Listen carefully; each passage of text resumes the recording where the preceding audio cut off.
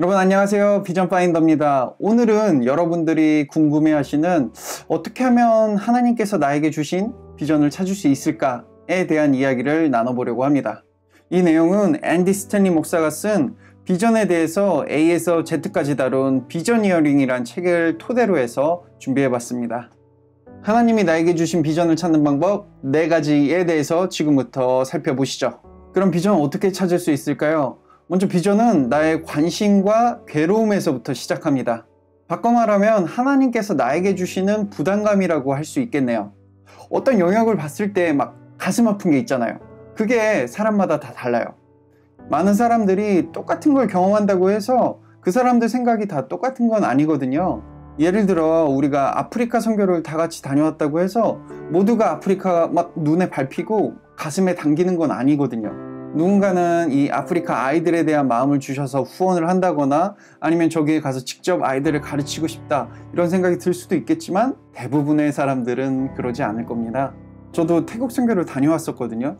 근데 뭐 태국 음식 맛있었던 거랑 그리고 기차 여행이 신기했던 거 뭐 이 정도 기억에 남더라고요. 근데 어떤 사람들은 딱 한 번 다녀왔을 뿐인데 아니 그냥 TV에서 지나가는 장면만 봤을 뿐인데도 그 땅이 가슴에 당겨지고 계속 생각이 난다면 저는 그게 그런 부담감이 소명의 시작이라고 생각합니다. 비전은 현재의 모습과 미래에 되어져야 할 모습, 그러니까 내가 소망하는 이상향이죠. 그 사이에서 생기는 관심과 고뇌에서 태어나거든요.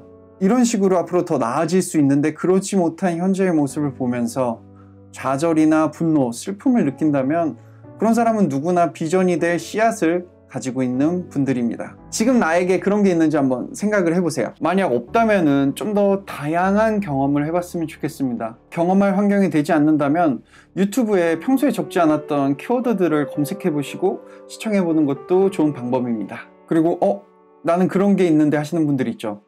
그런 분들이 이 관심과 괴로움을 가지고 비전이라고 단정 지은 다음에 즉시 시작을 하려고 해요. 그 결과는 실패와 낙심이 될 경우가 굉장히 높습니다. 비전은 즉각적인 행동을 요구하는 경우가 거의 없거든요. 비전은 언제나 이 인내를 요구합니다. 이게 바로 비전을 찾는 방법 2번째인 나의 관심과 고뇌를 하나님 앞에 가져가기입니다.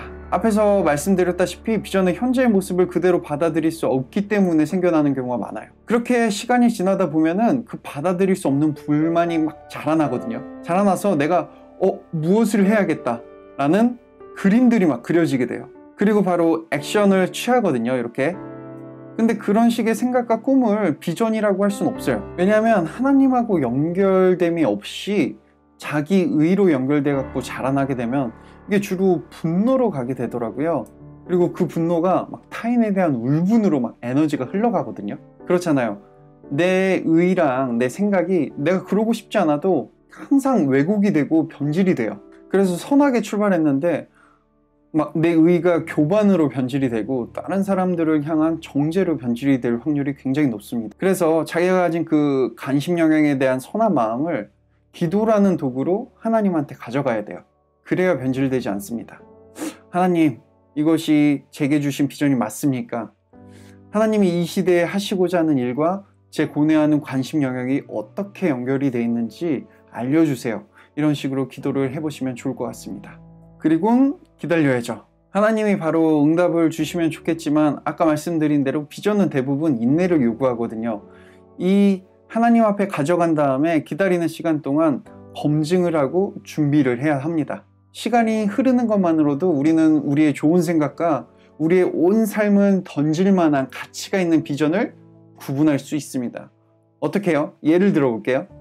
사람의 마음을 휘어잡을 만한 훌륭한 설교자가 와서 환경오염에 대해서 이야기를 하면은 어떤 일이 벌어지죠? 그 설교가 끝난 다음에 그게 뭔지도 정확하게 모르는데 우리 벌써부터 막 그 비전을 소유한 것처럼 느낄 때가 있잖아요. 하지만 시간이 말해주죠. 시간을 두고 생각해보면 그 비전이 하나님이 주신 생각인지 아니면 다른 사람의 생각인지 구분할 수 있습니다. 어떻게 해요? 기다리면서 내 감정을 살피는 거예요. 어제 관심을 끌었던 그 좋은 것들이 오늘 그다지 관심이 없으면 그것은 비전의 재료가 아닐 확률이 높습니다. 이 좋은 생각들하고 하나님의 생각이 구분되어지는 시간이죠. 기억하셨으면 좋겠어요. 좋은 생각이라고 해서 모두 다 비전이 되는 건 아닙니다. 그렇게 검증을 받으셨다면 마지막으로 그 비전이 성숙되기 위한 준비를 해야 합니다. 우리는 비전을 위해서 무엇을 해야 되는지 아는 것을 그것이 다 준비되었다고 착각하는 경향이 있는데요. 이게 무슨 말이냐면요. 손흥민 선수가 금메달을 따려면 무엇을 해야 하는지 안다고 해서 금메달을 딸 수 있나요? 아니잖아요. 그쵸? 그럼 올림픽 나가기 전에 뭘 해야 될까요? 맞아요.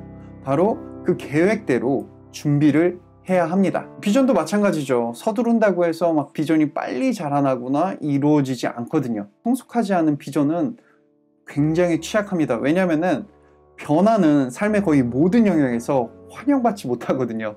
그 비전이 살아남으려면 이 냉소적이고 엄격한 이 세상에 내던져지기 전에 성숙하고 건강해져야 됩니다. 그렇게 성숙하기까지는 그만큼의 시간이 필요하겠죠. 근데 이 준비하는 시간이 되게 힘들어요. 왜냐면은 매일 일어나서 하는 일이 여러분을 향한 하나님의 비전과 아무 상관없는 동떨어진 일일 경우가 많거든요. 뭐 아르바이트라든지 직장이라든지. 그럼에도 불구하고 여러분들 하실 수 있을까요?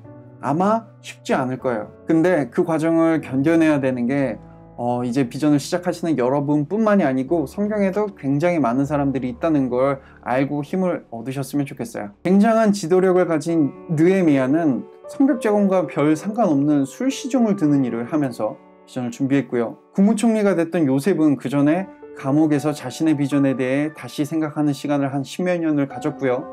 다윗은 기름 부음을 받고도 젊은 시절을 동굴에 숨어서 지냈어야 됐습니다. 거의 모세가 최고죠.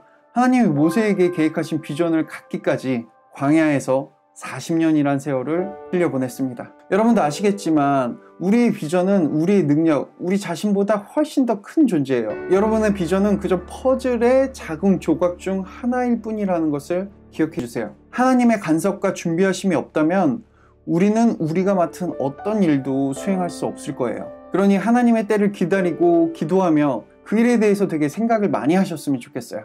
그 일이 이루어지기 위해 어떤 일들을 수행해야 하고 수행하기 위해 무엇이 필요한지 등을 깊이 생각하는 겁니다. 지금 자기가 서 있는 자리에서요. 저를 예로 든다면 제 비전이 술, 담배 없이도 즐길 수 있는 문화를 만들자거든요. 그래서 젊은 시절에 그런 게 뭐가 있을까를 한 2년 찾았어요. 그리고 나선 축제 같은 예배가 해답처럼 저한테 다가왔거든요. 그럼 예배엔 뭐가 필요하지? 뭐 월십팀, 음향, 조명 등등등이 필요하겠군. 그럼 나는 거기서 무엇을 할 수 있을까? 내가 진짜 좋아하는 건 뭐지? 난 어떤 사람이지? 에 대해 알아가는데도 약 1년 정도가 걸린 것 같아요. 그래서 나는 노래도 못하고 연주도 못하고 귀는 또 엄청 막기라서 뭐 음향도 못하고 하지만 사람들에게 동기부여를 하고 정확하게 이를 위임하는 거를 굉장히 좋아하더라고요. 그래서 이 중에서 예배기획자를 해보자. 그럼 예배기획자를 하려면 무엇이 필요할까? 그 필요한 거를 또 채우기 위해 오늘의 나는 무엇을 해야 될까? 이런 식으로 생각을 좀 확장했던 것 같아요. 그래도 기다리는 동안 무엇을 해야 될지 모르시는 분들이 계실 거예요.